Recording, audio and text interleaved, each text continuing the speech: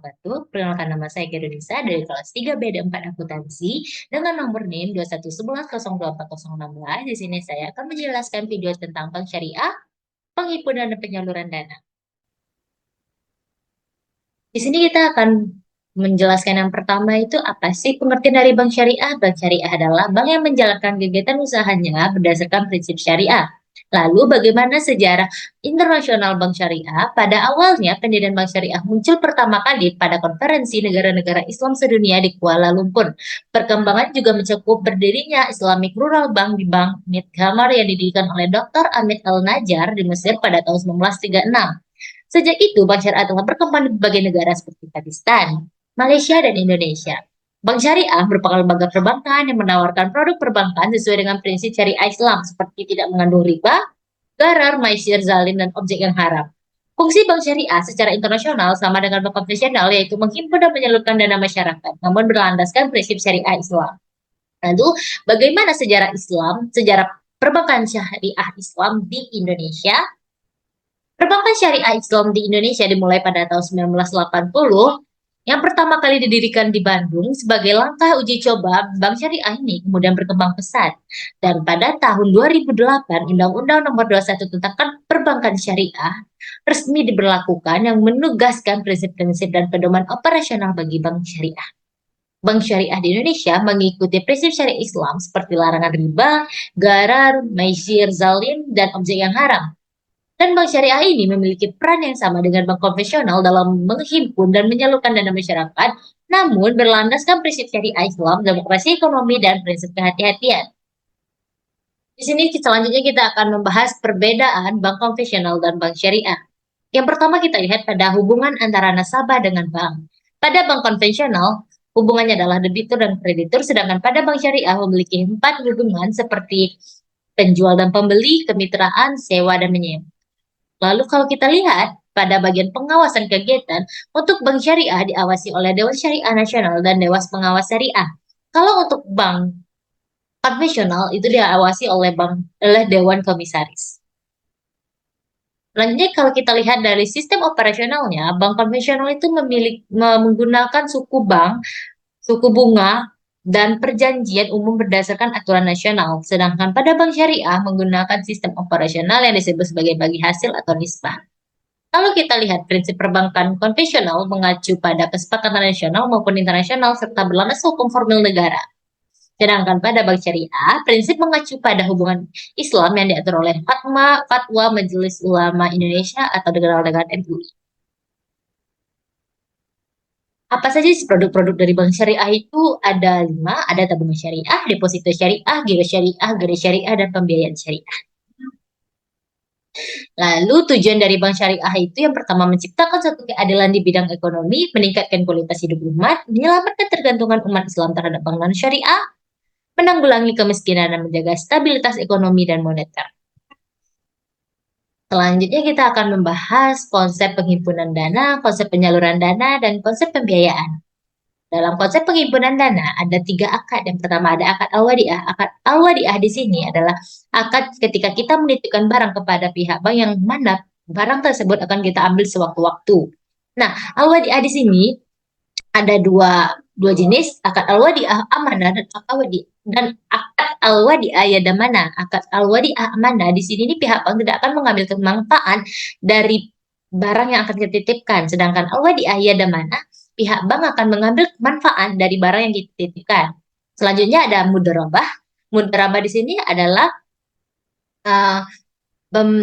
pembangunan atau penciptaan suatu usaha dari 2 orang yang dimana sebab yang pertama yang satu berlaku sebagai pemberi modal dan yang satu lagi berlaku sebagai menjalankan usaha.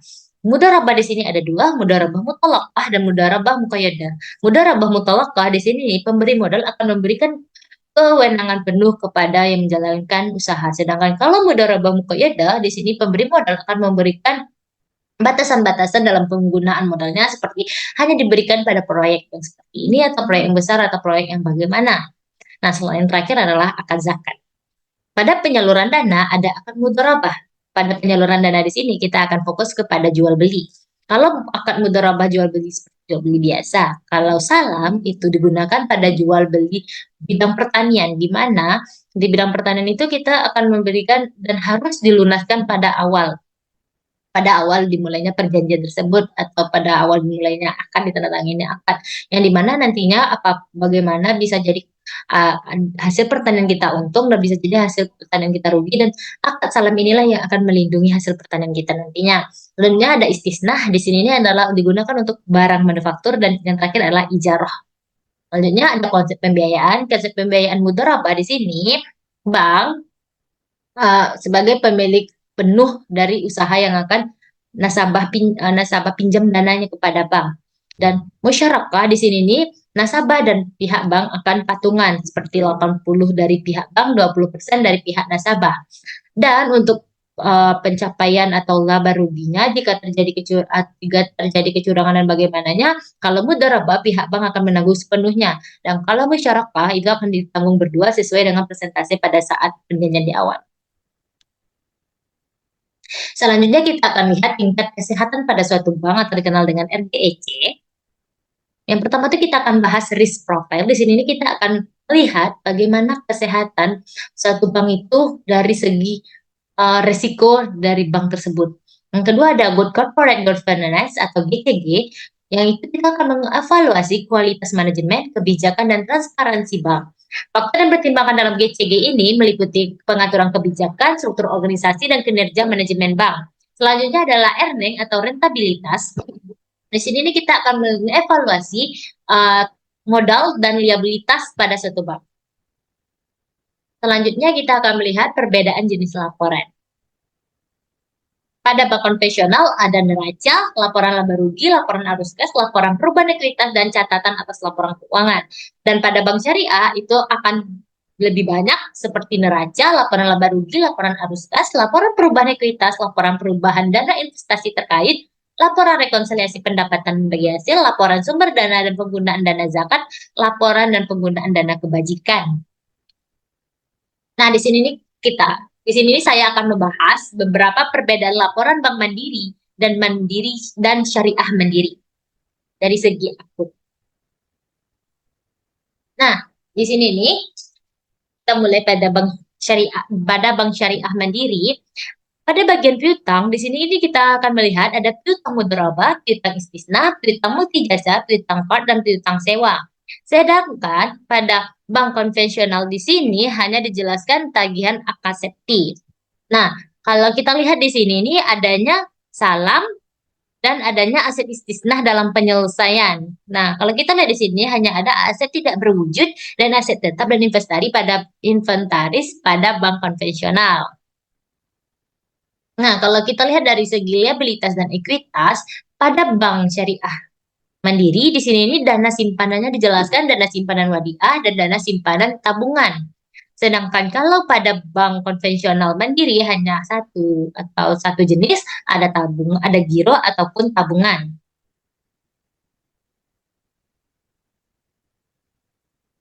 Dan di sini nih kita bisa lihat selanjutnya pada pendapatan dan beban operasional.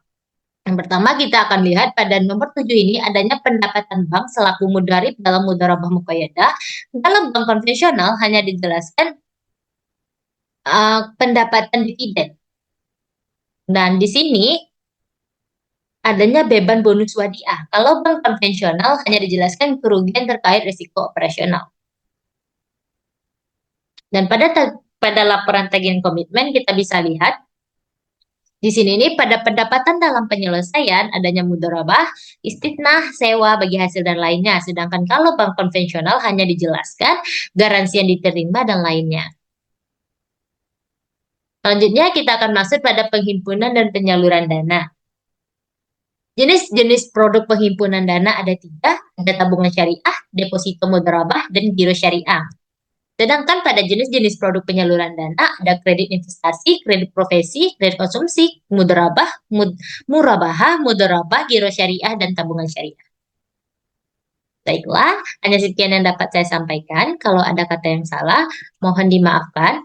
Wabillahi taufiq wal hidayah. Assalamualaikum warahmatullahi wabarakatuh.